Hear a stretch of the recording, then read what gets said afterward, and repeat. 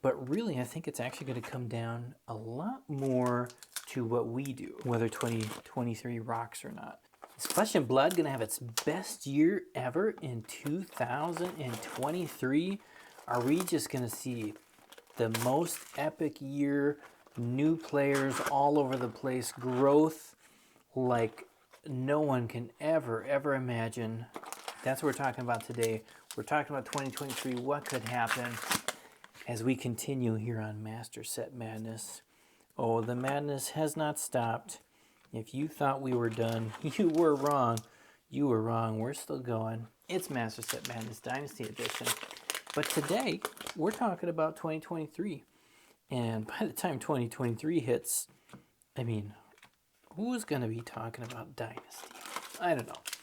Anyways, we're talking about 2023 because it's here. It's almost here. We got Outsiders announced, new sets. The edict has been said. There are good things coming. Man, I think it's going to be a good year. LSS, I think they're going to have some good products coming out. There's going to be great art. There's going to be fun cards to get, things to play. And you know what? There are quite a few things going on right now, you know, in the world here that are pushing people towards Flesh and Blood. There's our first. It's just a regular foil. What are we talking about? So, I mean, of course, you know, we all know what's going on with Magic 30. That's pushing a lot of people out of that foil. Arachne Huntsman Majestic. We'll take that, followed by a rare foil. Magic 30, a lot of people are leaving Magic right now. They're jumping ship. They're looking for a new game. And that could be Flesh and Blood. Of course, Flesh and Blood themselves have a few things up their sleeves, or potential things at least, right? So, of course, there's the potential for a new starter product that connects more with people, and, you know, who knows, maybe something with with the Tolarian Community College over there. There's, of course, a lot of new distribution happening with Brazil, you know, stuff there, and other potential markets that haven't, to this point, really been expanded into yet. So there's a lot of opportunities there. We're looking at having a couple more draftable sets next year. So there's going to be that bonus. And, you know, people like to play draft. So the more opportunity to draft, the better. What else we got going next year? PvE? Do I have that right? Is that going to happen? You know, of course, a new format. Harpoon, we like seeing those ones. New format. That's a good thing, right? That's a good thing. The PvE could bring in a lot of players. So we got all these nice things, all these cool things happening, but I think that even if LSS hits it out of the park, which I'm hoping they do, I mean, that's why we're doing Master Set Madness, right? We're hoping this continues. And I think they're going to do a pretty good job based on what they've done before. But really, I think it's actually going to come down a lot more to what we do, whether 2023 rocks or not. Because no matter how bad Magic does, or other card games that are going on, no matter how good the products are that LSS puts out, you know, the big, I don't want to say wild card. I think wild card's maybe a little bit too intense, but the big thing is kind of, what do all the players do, right? What do all of us, the players, collectors, people who are already in the game, what do we do? I think that is going to have the biggest impact on what next year looks like. Again, of course, if LSS puts out great products, it's going to do good things. Of course, if they have products that aren't very good, that's going to do things in the opposite direction.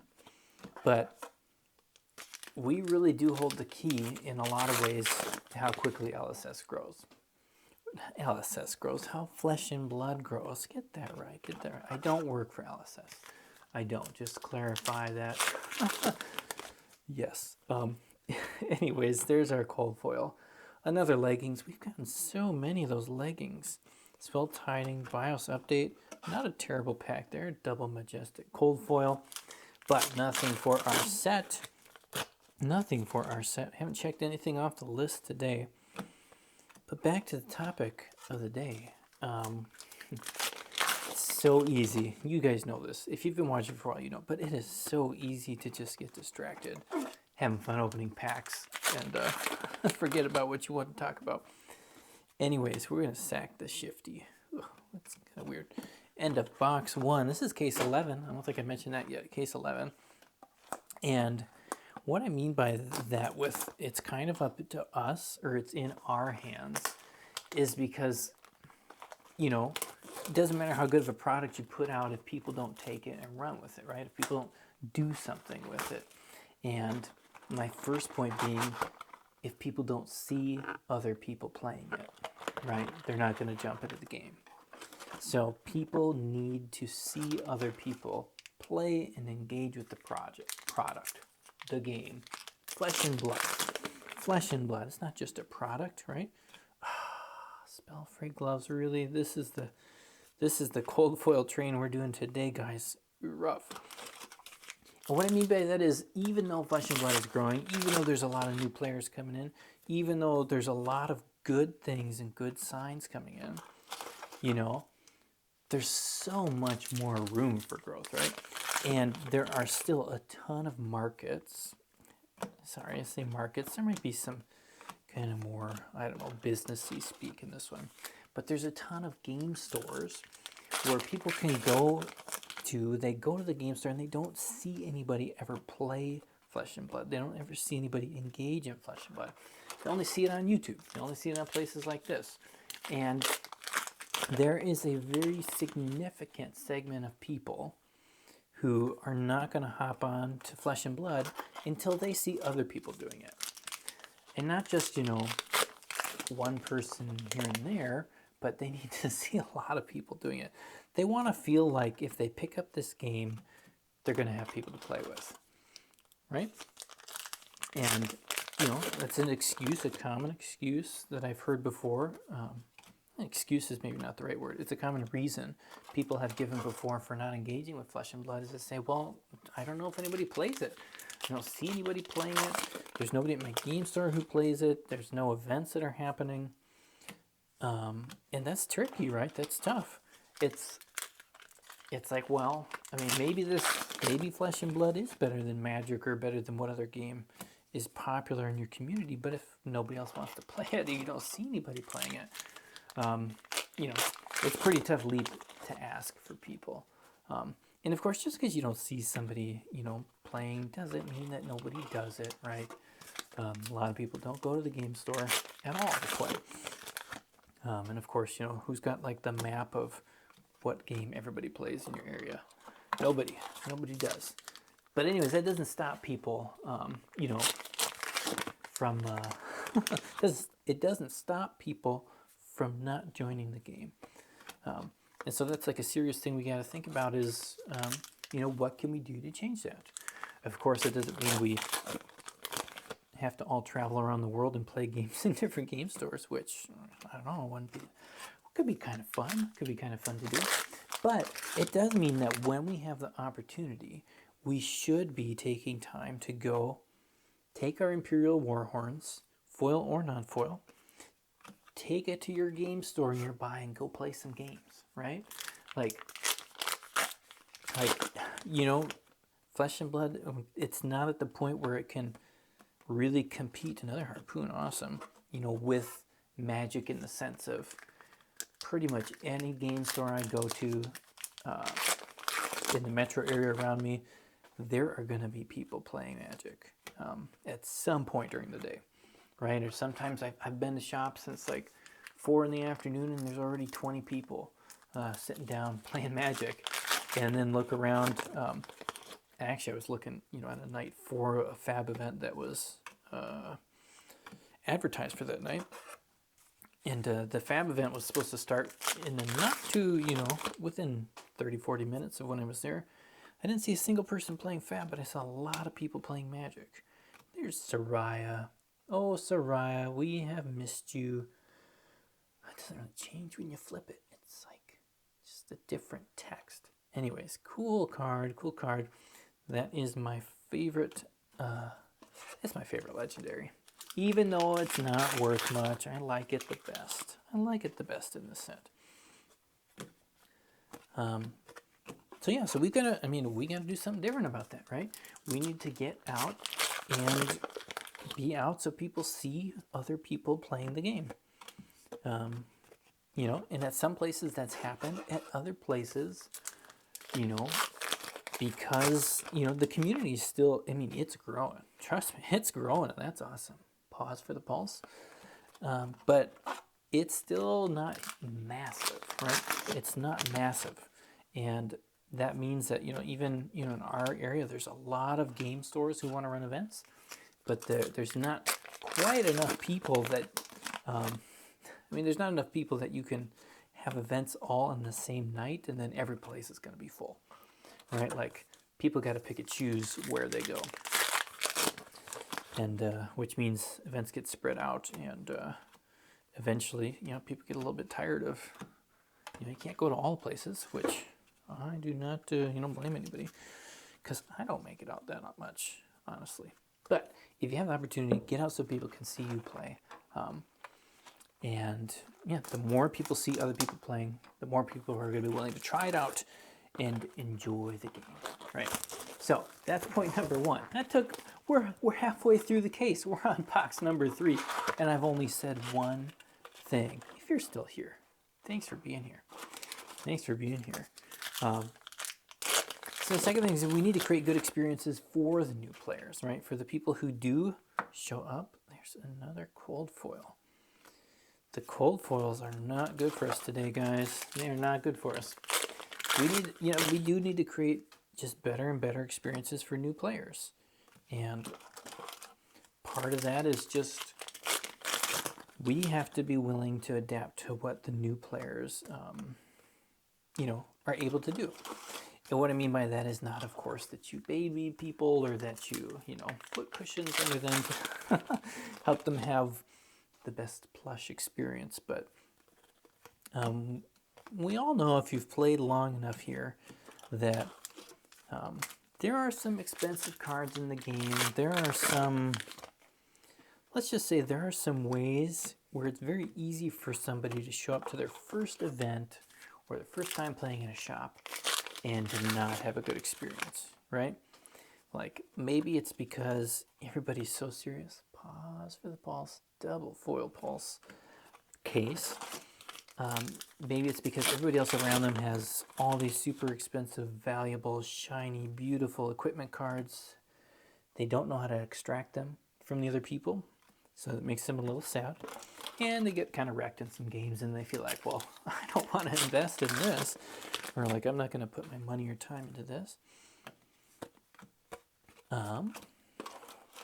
For others, you know, it's just an environment that's, you know, we all know how some game environments. I think in general, Flesh and Blood's got a pretty good community. Of course, you know, who am I to say, having not played with everybody who plays Flesh and Blood?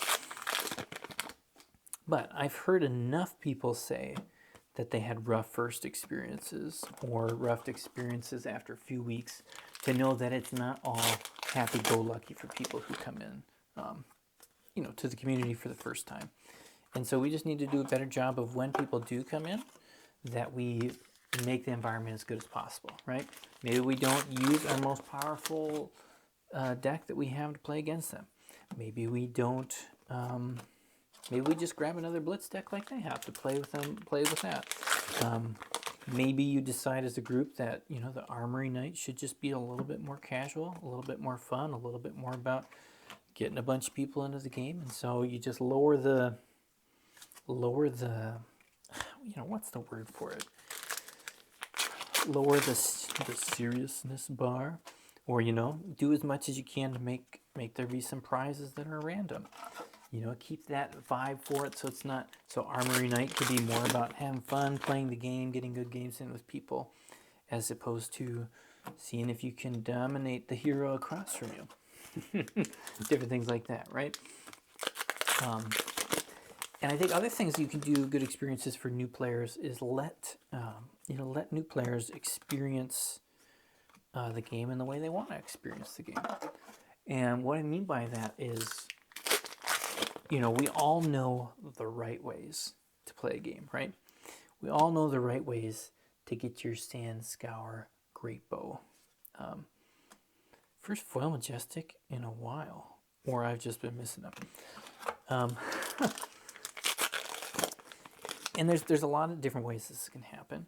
One of it is like, you know, somebody comes and they got their little new deck they've got or whatever, and it's like, oh, don't play that character. That character's terrible. Or, oh, you probably shouldn't waste your time going in that direction. You know, you're just gonna get wrecked every time you play. Or, you know, and it's not bad to help people understand some things like that, but you can do it in ways that are better than just you know, making people feel bad that they got this one thing and maybe they just don't care about going for the big W every game and they really want to be good and just enjoy the certain characters that they like, right? Encourage that stuff. Push people towards that. If the new player you talk to is somebody who says, you know what, I really enjoy opening boxes, you know, don't spend a ton of time telling them that they shouldn't buy any boxes and they should just buy singles, right? Let people enjoy the game. Let people have fun opening boxes, right? I think if you're in a trading card game and you feel discouraged to buy a booster box and open some packs and experience opening packs, you want to experience like I just did getting an ornate Tessin in this box. You want to feel that. You want to feel that experience and have fun with that. Let people do that. Don't just tell them it's not the best way to go. It's not the way they're gonna get the bang for their buck. You know, you can let people know, especially people who are lower in the money. Just, you know, but you know, unless somebody's totally brand new to the game community or the TCG world, they probably already know that, right? They probably already know that they're not going to get the most money from opening boxes. If they don't know it, send them over here to Master Set Madness, and you can tell them to watch my channel. And oh, it will be made clear. It will be made clear. This is 100% why you should never, ever, never, ever open a box. Crown of Dominion, Marvel. Check it off the list. We are making some progress today. Look at that. Beautiful, beautiful, beautiful card. I just love the way this Marvel looks. And pause with whatever we're talking about. I wish all the Marvel's equipment looked like this, right?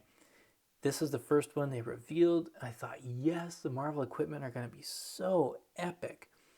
And then for all the rest of them, right, they said, yeah, that would be cool, but we're going to keep the picture just as big as it is over here. Except for, I think there's what's that friend of ours, the Guardian one. But like, it looks so much better with more art. Give them more art, please. Please, I don't care what text is on the weapon. I'd rather have a textless, you know, version or something on the back. There's got to be a way to do it. It looks so good. It's so good. Seeing more art. Anyways, help people enjoy the game when they first come in. That's the point. That is the point. And that's something that we all need to do. And no matter what LSS does, they can do things to help that, but they cannot be the people actually talking with someone. And that's really kind of where the rubber meets the road, right? You know, and you know, with that, you know, point, like, we need to just keep sharing the game. You know, like, marketing can only get you so far. And like I said before, there's something powerful about, there's something powerful about you telling somebody to join you, you inviting someone to play the game. And maybe that means, you know, if we want to grow this game, some of us, we got to go to some of the game stores. Rock, number 2 rock, 2 cases in a row. Rock's everywhere now. Maybe some of us, we need to go to some of those game stores that don't have Flesh and Blood going on right now. And we need to spend some time there. We need to play there. We need to talk to the owners. We need to tell them how much we like the game and want to support events there. And then talk to people there. Give people free, you know, free decks to play. Maybe the store doesn't have a bunch of IRA decks to hand out. We got bulk, right? I know a lot of people actually are doing this, and they're doing a great job with creating decks that they use to just build a community and help that. And we can do that. We can go to games. We can even go to a game store and just say, hey, I really love this game. I'd love to see this happen more and come play here. Can I give you these different free Blitz decks that you can hand out to people who'd be interested in playing the game, and I'll, help run an event or something like. There's things we could do, right? And we got to be a little bit proactive in that if we really want to see Flesh and Blood grow in 2023, as opposed to waiting for other people to do it. And then, of course, I think a really key thing is that we need to encourage people when they first come into the game and just kind of clarify it for them that they do not need to spend thousands and thousands of dollars to enjoy this game, right? It kind of goes back to a different, point of being willing to play with people at a level that they have or what they're able to afford with. Maybe that means sometimes we just share cards with people and, we're willing to share things with people.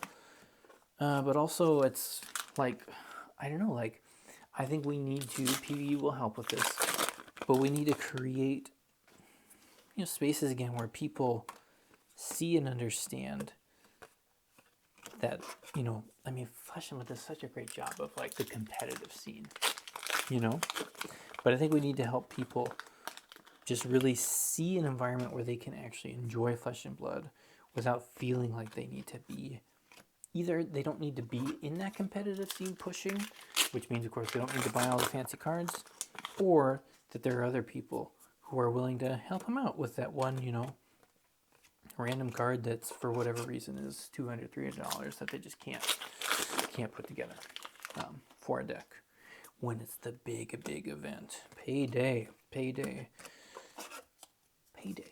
So,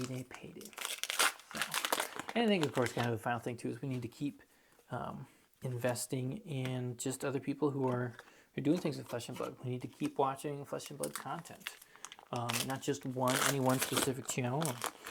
Obviously, if you're this far in, I hope you keep watching my channel. But I think for a lot of people, a non-zero amount of people, like one of the first ways they're going to engage with Flesh and Blood, or one of the ways that they're going to come back and see Flesh and Blood, for the third, fourth, fifth time pop up, it's going to be on YouTube, right? It's going to be on some social media space.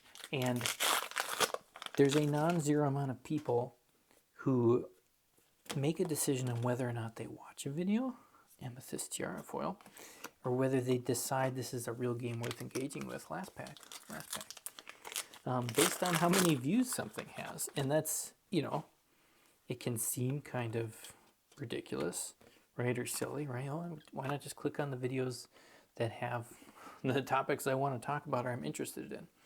But there's a non-zero amount of people who, if they see a video for one game that has 10,000 views, and the game A has 10,000 views, and game B has 100,000 views, right? More people are going to be drawn to clicking on game B if everything else is kind of similar or evenly weighted for them. So the more we can engage as a community, and again, this really kind of just goes back to everything else, helping people see that community, not just online, but in person, the more people who are going to hop in. But I got to pause for a second because we finished the case, and as we've done last time, I'm going to get the prices for you for what we opened.